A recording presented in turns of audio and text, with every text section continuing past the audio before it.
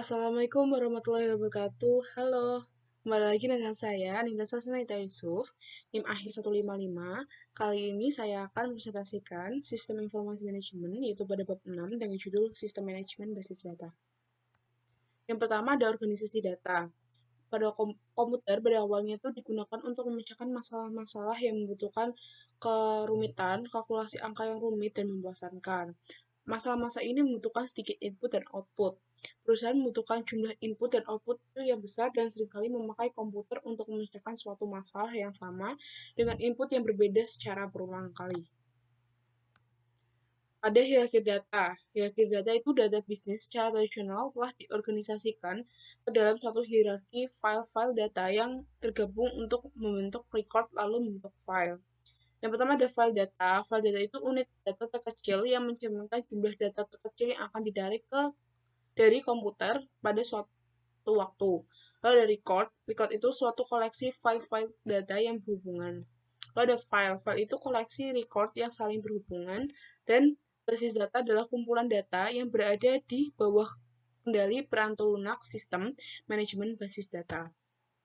Ada file-file. File-file itu merupakan suatu tabel yang tidak memiliki kolom-kolom yang berulang. Jadi, kolom-kolom yang berulang melanggar persyaratan bagi file-file. Alasannya, yang pertama itu komputer membaca file-file data dari suatu record secara berulang.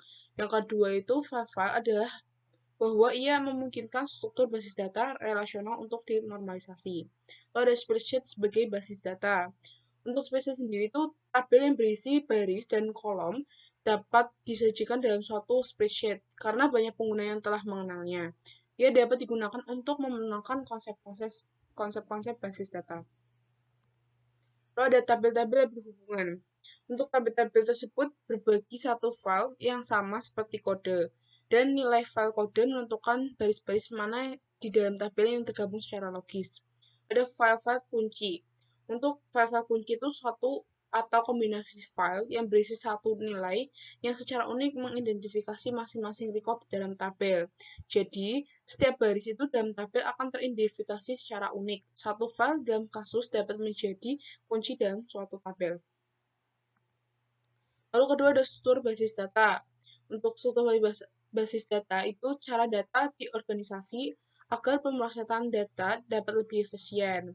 Struktur ini itu kemudian diimplementasikan melalui suatu sistem manajemen basis data yang disebut DBMS, yaitu Sistem Manajemen Basis Data. Itu suatu aplikasi piranti lunak yang menyimpan struktur basis data.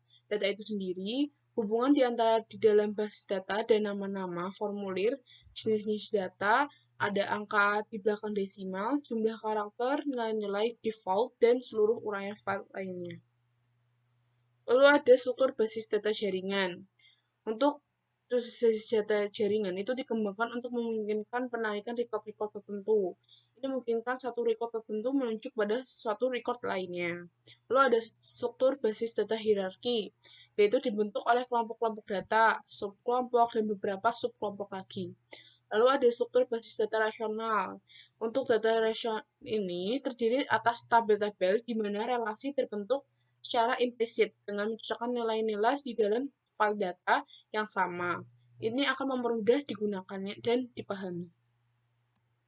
Lalu ketiga ada contoh basis data relasional.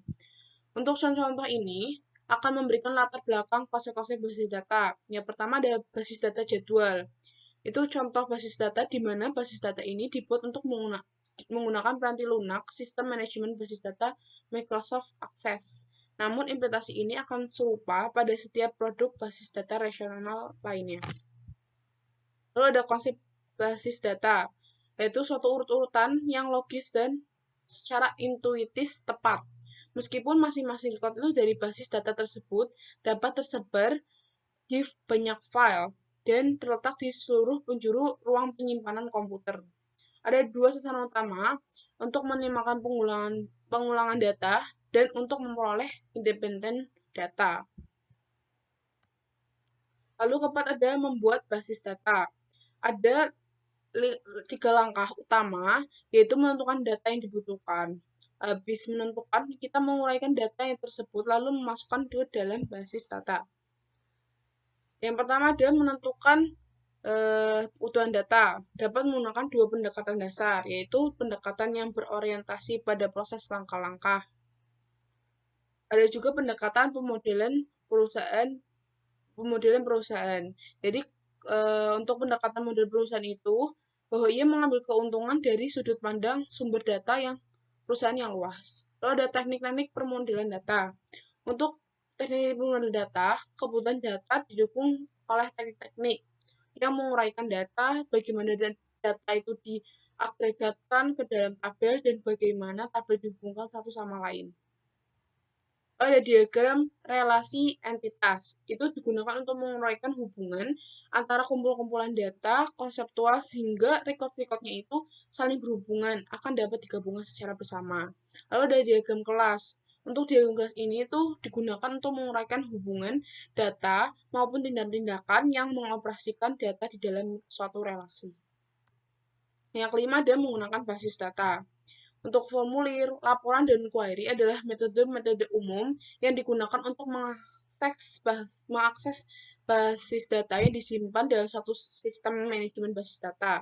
Yang pertama adalah laporan dan formulir. Lalu mayoritas interaksi pengguna dengan basis data adalah melalui laporan dan formulir. Jadi perbedaannya dalam formatnya, formulir secara tipikal menampilkan record saja dalam satu waktu dan tidak memberikan ikhtisar data. Contohnya seperti navigasi, akurasi, penyaringan, dan subformulir. Kedua ada query. Query itu suatu permintaan kepada basis data untuk menampilkan record-record yang bisa dipilih. Jadi pada umumnya, query itu memilih data dalam jumlah terbatas dan kemudian dibatasi record-record yang ditampilkan berdasarkan satu kumpulan kriteria tertentu. Untuk bahasa query terstruktur, jadi kode yang digunakan dalam sistem manajemen basis data relasional untuk mengerjakan pekerjaan-pekerjaan basis data. Pada pemrosesan basis data lanjutan, atau disebut Online Analytical Processing atau OLAP. Ini digunakan untuk mengetahui jumlah dari seluruh nilai untuk entitas-entitas tertentu.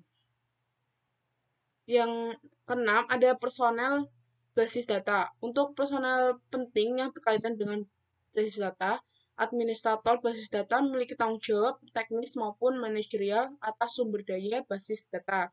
Programmer basis data diminta untuk membuat kode komputer pemrosesan data yang efisien. Pengguna akhir data itu adalah personel basis data penting lainnya. Seperti administration basis data, yaitu spesialis informasi ahli dalam mengembangkan, menyediakan, dan mengamankan basis data. Tugas-tugasnya itu merencanakan basis data, mengimplementasi basis data, operasi basis data, dan keamanan basis data. Lalu ada programmer basis data. Jadi, itu menunjukkan spesialisasi dan seleksi tingkat tinggi. Mereka tuh seringkali menggunakan lebih banyak pengalaman dan pelatihan daripada programmer-programmer lain yang dimiliki suatu perusahaan.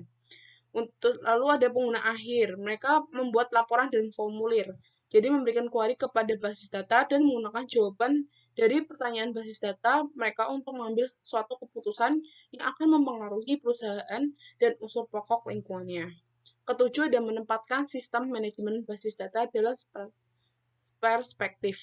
Sistem manajemen basis data memungkinkan kita membuat sebuah basis data, memelihara isinya, dan menyebarkan data kepada khalayak pengguna yang luas, tanpa harus menggunakan programan komputer yang berbiaya mahal. Untuk keuntungan DBMS, itu sendiri itu mengurangi pengulangan data, ada mencapai interpretasi data, mengambil data dan informasi yang cepat dan tepat, dan keamanan yang lebih baik. Adapun kerugian DBMS itu, membeli peranti lunaknya itu mahal, mendapatkan konfigurasi peranti keras yang besar, dan memperkerjakan dan memelihara staf DPR. Sekian dari saya, kurang lebih mohon maafkan. Wassalamualaikum warahmatullahi wabarakatuh.